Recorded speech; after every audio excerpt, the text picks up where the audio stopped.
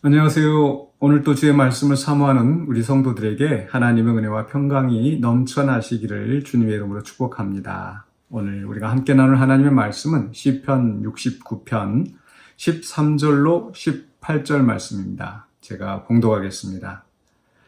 여호와여, 나를 반기시는 때에 내가 주께 기도하오니 하나님이여, 많은 인자와 구원의 진리로 내게 응답하소서. 나를 수렁에서 건지사 빠지지 말게 하시고 나를 미워하는 자에게서와 깊은 물에서 건지소서. 큰 물이 나를 휩쓸거나 깊음이 나를 삼키지 못하게 하시며 웅덩이가 내 위에 덮쳐 그것의 입을 닫지 못하게 하소서. 여호와여, 주의 인자하심이 선하시오니 내게 응답하시며 주의 많은 긍휼에 따라 내게로 돌이키소서. 주의 얼굴을 주의 종에게서 숨기지 마소서. 내가 환난 중에 있사오니 속히 내게 응답하소서. 내 영혼에게 가까이 하사 구원하시며 내 원수로 말미암아 나를 속량하소서. 아멘. 네, 오늘 말씀의 제목은 나를 반기시는 하나님입니다. 나를 반기시는 하나님, 이 제목은 13절에 있는 말씀에서 가져왔는데요. 여호와여, 나를 반기시는 때에 하나님이 나를 반기신다. 반기실 때 어떻게 하는가? 내가 주께 기도한다라고 이야기를 합니다. 그런데 이 기도의 내용이 주님 앞에 이 도우심을 구하는 그런 상황인 거죠. 나를 반기신다 했을 때 이 반기신다라고 하는 것은 이 히브리어로 라촌이라는 이 단어가 쓰였는데, 다른 말로 하면 기쁘게 받으시는 거. 그러니까 내가 가면은 하나님이 나를 반기신다. 이 단어가 어느 때 보통 쓰이는 거 하니, 우리가 잘 아시는 그 시편을 가지고 만든 찬송이 있죠. 나의 입술의 모든 말과 나의 마음의 묵상이 주께 연락되기를 원하네. 기쁘게 받으시는 것. 그때 이제 그 라손이라는 단어가 쓰여졌습니다. 그러니까 이 연락하시는 때에, 그래서 옛날 한글 성경에서는 그 연락하시는 때에 이렇게 번역을 했는데, 이 개역 개정에서 반기시는 때라고 했습니다. 우리가 하나님 앞에 기쁨으로 찬송을 하거나, 또 우리가 어떤 그 번제물을 드릴 때, 구약의 맥락에서 하나님께서 이 제사를 기쁘게 받으시기를 원합니다. 하나님께서 반기시기를 원합니다. 이건 의미가 잘 통하는데, 사실 오늘 그 말씀 속에서 보면은 이 시편 기자가 이게 기도하는데, 이 기도의 내용이 참 간절하고 절박한 상황에서 기도하는 거죠. 14절에서 나를 수렁에서 건지사 빠지지 말게 하소서. 또 나를 미워하는 자에게서와 깊은 물에서 건지소서. 큰 물이 나를 휩쓸거나 깊음이 나를 삼키지 못하게 하시며. 사실 이러한 그 내용들이 앞에 이 69편에서 그 2절에서부터 2절, 3절, 4절 계속 그 1절에서부터 그 상황이 소개되어 있었죠. 많은 물들이 내 영혼에까지 흘러들어왔다. 또 깊은 수렁에 빠지고 큰 물이 내게 넘치나이다. 이런 그 절박한 상황에서 하나님의 도우심을 호소하는 그런 가운데 하나님이 나를 반기신다. 나를 반기셔서 내 기도에 응답하소서, 이렇게 하는 거죠. 사실 우리가 이렇게 문제를 가지고 하나님 앞에 나아갈 때 하나님이 나를 반기신다. 그런 믿음이 없이는 우리가 하나님 앞에 나아갈 수가 없겠죠. 저는 우리 성도님도 그런 일을 겪어보셨을 것 같아요. 어떤 문제가 생겨서 그 문제를 해결해 달라고, 도와달라고 다른 사람에게 도움을 청할 때, 사실 이게 기꺼이 도와주는 사람, 정말 나를 생각하고 위해주는 사람, 사랑하는 사람, 그런 사람이 그렇게 해주는 거죠. 실제로 우리의 삶 속에서 어떤 문제가 생겨서 어떤 그 주민센터나 어떤 구청에, 관공서에 또는 경찰서에 어떤 민원을 제기하고 고소를 제기하고 할 때, 이게 한 번, 두 번은 그냥 그 사람들이 받아주는 것 같은데, 이게 자주 반복되다 보면 좀 싫어하는 듯한 그런 기색이 보이는 것 같습니다. 눈치가 보이는 거죠. 가져가는 쪽에서, 이제 민원을 제기하는 쪽에서 눈치가 보여지고, 그래서 정말 내가 피해를 당하고 고통스러운데도 굉장히 그것을 꺼내놓기가 조심스러운 그런 상황이 됩니다. 그런데 또 이런 생각을 해봤습니다. 만약에 우리가 어떤 문제를 가지고 다른 사람을 갈 때 그것을 반기는 경우, 그건 아마 장사하는 또 이렇게 돈벌이가 되는 경우가 아닐까. 그렇죠? 우리가 예를 들어서 차에 문제가 생겨가지고 차를 고치러 간다. 그러면 그것을 또 고쳐주고 해결해 주는 만큼 그 사람에게 이득이 되니까. 또 내가 몸에 병이 있어서 문제를 해결하려고 찾아갔을 때 역시 그것도 그 사람에게는 어떤 이득이 되기 때문에 그것을 반기지 않을 이유가 없을 겁니다.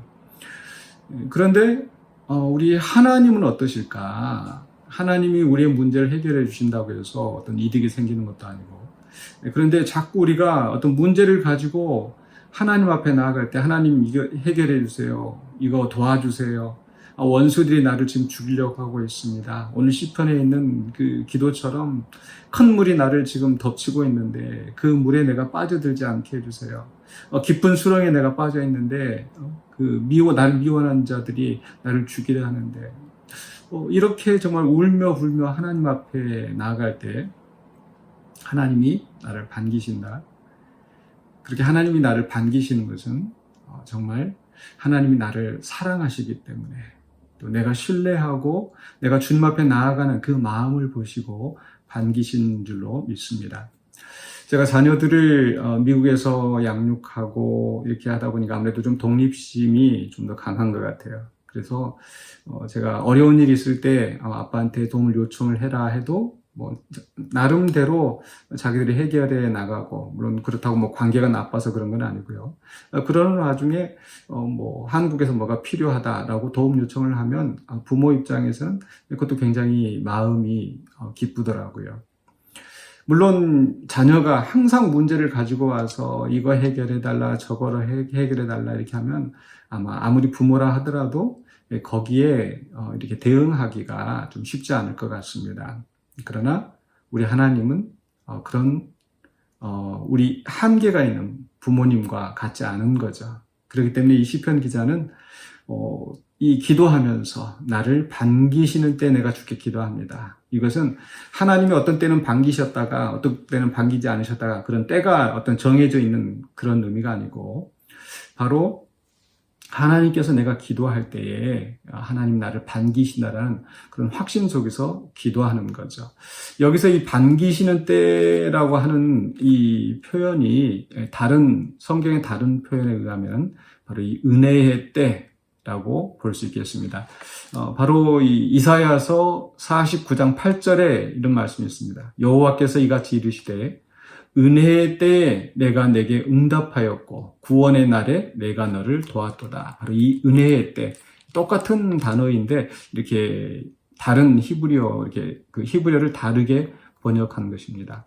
그러니까 지금 이 시편 기자가 여호와여 내가 은혜의 때에 내가 주께 기도합니다. 즉 하나님 앞에 나아가면 이런 은혜를 얻을 수 있고 또 응답받을 수 있다라는 그런 믿음 속에서 기도하는 거죠. 그리고 그 속에는 정말 하나님이 내 기도를 외면하지 않으시고 받으신다라는, 나를 반기신다라는, 기도하는 나를 반기신다는 그런 믿음 속에서 기도하는 겁니다. 그럼 이 시편 기자는 어떻게 하나님이 나를 이렇게 반기신다고 확신하고 있는가? 거기 보면요, 그 13절에 이렇게 표현합니다. 하나님이여 많은 인자와 구원의 진리로 내게 응답하소서. 많은 인자.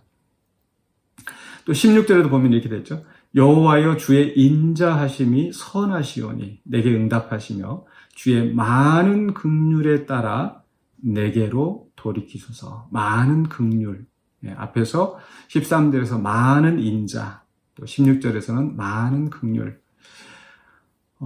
지금 이 시편 안에서 큰 물이 나를 덮치고 또 깊은 수렁에 있고 지금 자기가 처해 있는 위험이 굉장히 크고 고통스러운 그런 현실인데, 그런데 하나님의 인자하심, 하나님의 긍휼하심은 그런 큰 물이나 깊은 수렁을 다 이렇게 해결하고도 충분히 남음이 있다는 것을, 또 그 하나님은 선하시고 나를 사랑하시고 인자하신, 정말 인자하심이 넘쳐나시는 그런 분이라는 것을 믿기 때문에 바로 이렇게 문제를 가지고 기도할 때 하나님이 나를 반기실 것이라 확신하는 겁니다. 그래서 또 17절에서도 주의 얼굴을 주의 종에게서 숨기지 마소서. 또 18절에 내 영혼에게 가까이 하사 구원하시며, 내가 어떤 문제를 해결해 달라고 누군가, 예를 들어서 친구에게 또 가족의 친척에게 내 문제를 해결하려고 자꾸 돈을 빌리고 자꾸 이렇게 아쉬운 소리를 하고 그러면 그 사람은 아마 귀찮아서 있어도 없다고 하고 외면하고 피할 수도 있을 것입니다. 그러나 우리 하나님은 그렇게 외면하거나 피하지 않으십니다. 내가 문제를 가지고 나아갈 때 나를 반기시는 하나님이십니다. 그래서 그 하나님이시기 때문에 그 얼굴을 숨기지 마옵소서. 종에게서 숨기지 마옵소서. 내 영혼에게 가까이 하시옵소서. 그리고 나를 구원해 주시옵소서. 라고 하나님 앞에 기도하는 겁니다. 그래서 아까 말씀드렸던 이사야서 49장 8절에 있는 말씀처럼 하나님께서는 우리가 이렇게 기도할 때, 내가 은혜의 때에 내가 너를 도왔다, 구원의 날에 내가 너를 응답하였다 라고 하나님께서 우리에게 응답하여 주시고 우리를 구원하여 주실 줄로 믿습니다. 그러므로 사랑하는 성도 여러분, 우리의 삶 속에서 어떠한 문제가 있다 할지라도 우리가 하나님 앞에 나아가 기도할 때 하나님이 우리를 반기신다는 것을 기억하십시오. 그 반기시는 하나님 앞에 우리의 문제를 내어놓고 또 응답받으시고 또 기쁨을 누리시는 저와 여러분이 되시기를 주님의 이름으로 축원합니다. 기도하겠습니다. 사랑해 주님 감사합니다. 우리가 부르짖을 때 응답하시겠다고 약속하신 하나님, 정말 그 많은 인자와 많은 긍휼로 우리의 아픔을 보시고 우리의 신음소리를 들으시고 우리가 기도할 때 하나님께서 우리를 반기시며 또 기꺼이 우리를 위하여서 역사하실 줄로 믿습니다. 우리가 온전히 주님을 신뢰하고 주님을 의지하며 주 앞에 기도하오니 기도에 응답하여 주시고 또한 우리 문제를 해결하여 주실 줄 믿습니다. 우리가 이 모든 상황 속에서 하나님을 바라보게 하여 주시고 구원의 하나님께 기도함으로써 우리가 이 문제를 해결하고 또 이 문제가 해결되는 가운데 하나님의 영광이 나타나고 하나님의 뜻이 이루어지는 그 역사가 있게 하여 주시옵소서.